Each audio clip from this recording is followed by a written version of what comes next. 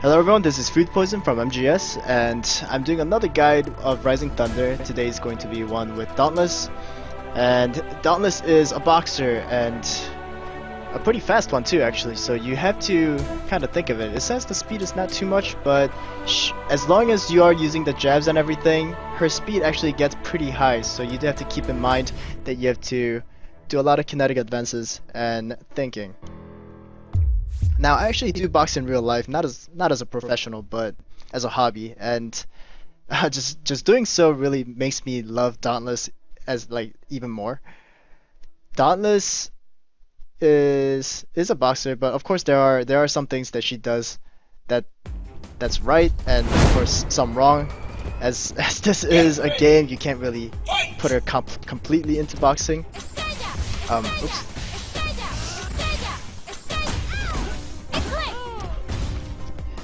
And yeah, I was actually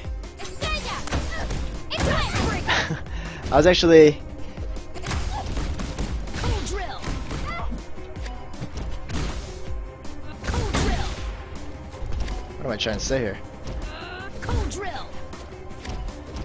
Interrupted. I was interrupted. There we go. I was interrupted by Shell while I was talking in the beginning, right off the bat with their alphas.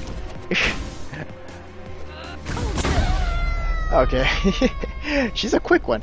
So, hit the bricks, what I tried to do in the beginning was try to go through her alpha with my alpha. This works for the most part, unless she knows how to use her alpha a lot, which seems like the case. There we go. Oops. Messed up there. One thing that you do have to get used to is side switching with Dauntless when they're down. It does give a lot of opening for you to work on. Come on, get some. And I showed a little bit of what combo that I could do. That was the Alpha and Kinetic Advance combo. Let's see if I can do more of that.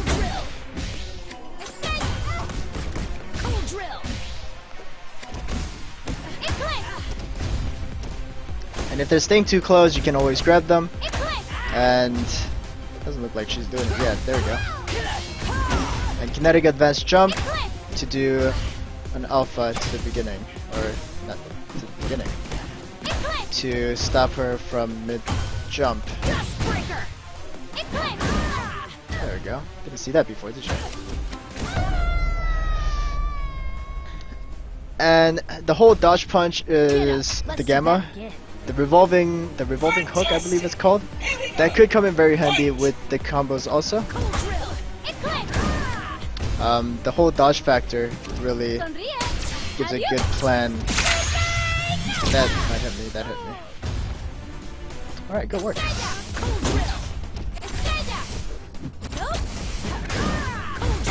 And that's one other combo that you could use, is the gamma right after.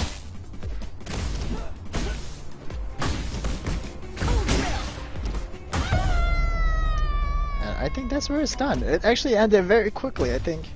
Around 3 minutes or so. Come on, that was very quick. Okay, I couldn't show much about what I was gonna do because she was actually moving quite fast. I had to catch up to her speed.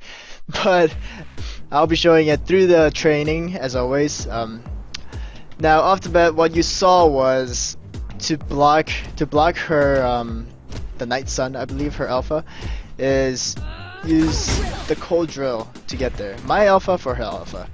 It does do a block, but as long as you get hit right after, you lose all the health. But if not, you get the gray shield that, not the gray shield, but the red health that gets filled up along the way.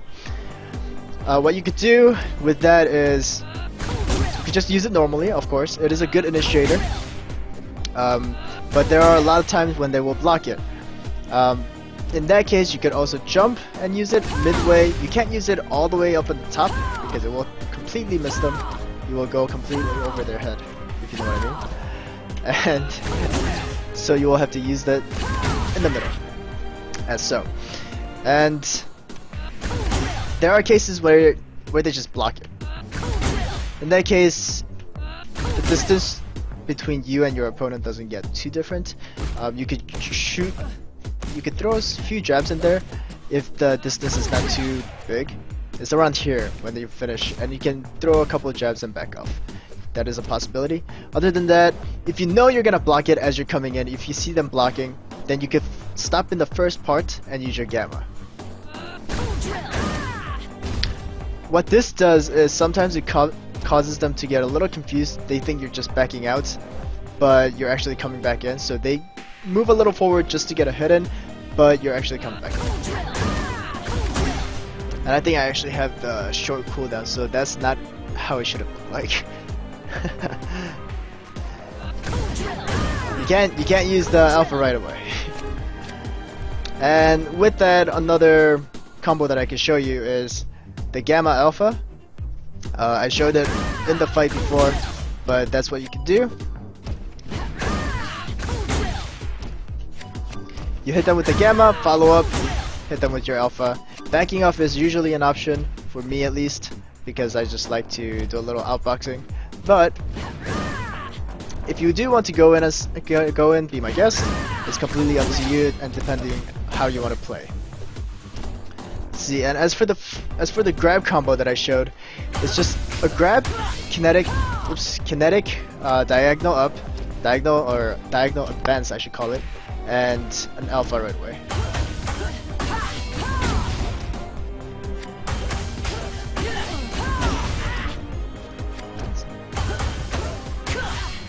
That was just dish out a little bit more damage than how it should. So you can of course just switch that up with some other stuff. Just one punch would do.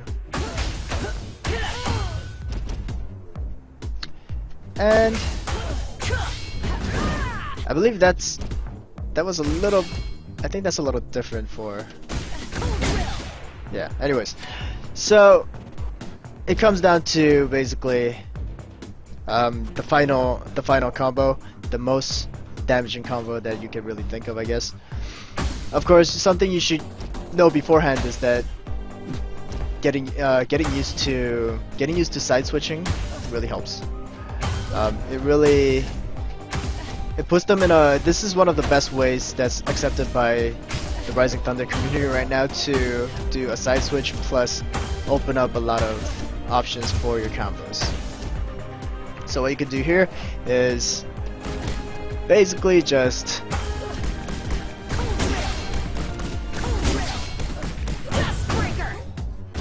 that. Let me try to explain a little bit more what that is. It's just 3 jabs. If you're too distanced from them, make sure that you're only doing it twice. The third one won't hit. If you want to feel safe, just do twice and then do it. If you want to feel really safe, just do once. What you can do is 3 jabs and make sure the second hit hits so they actually stagger. If not, the first part will count as a light attack and they will not stagger enough for you to do the whole combo. And you keep that up as long as how much kinetic energy that you have. And at the end you want to finish it off with the Duskbreaker, the Beta, so that you can back off, or they are in the ground so you can do another side switch. So the whole move would look like this. After that, if you really do want to, then you can add, after the first part of Duskbreaker, you can add your Overdrive. And I'm gonna try to show you that right now. Oh.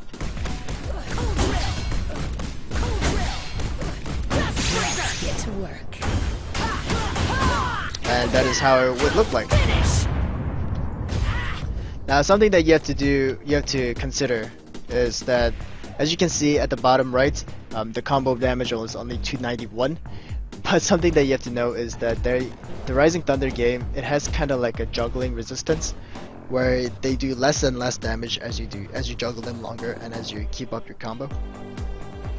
And I'll show you just normal Overdrive. This actually deals out 300 damage, which is definitely a lot more than the whole juggle.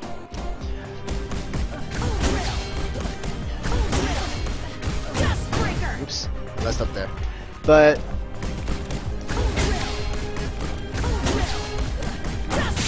Get to work. I might be missing a few stuff here, but it could be, I mean, as it resets a little bit, it could deal a little bit more damage than you think. And yeah, that's actually pretty much all there is to how to box with Dauntless. Just make sure that you are within close combat with your opponent, unless it's Talos who loves to grab a lot. Make sure you grab also as you're doing the combos. It will confuse them into what they're supposed to do. Be sure to keep your range in check at all times, because your jabs are not too long.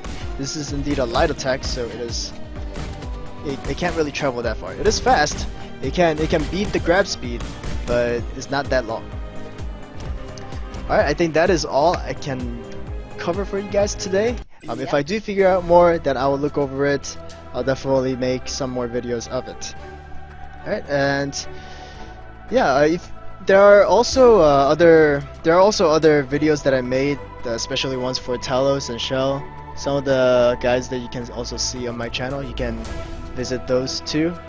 And I actually make the guide in a blog form. You can check that out, and I always put that down on the description below. Alright, thank you very much. I really hope that you guys enjoyed it. If you felt that it really helped out, please leave a like, subscribe. It really helps me out when you guys do that. And in the description below, I put the website, or my website, and my blog also. Feel free to check those out. And yeah, thank you very much, and have a great day.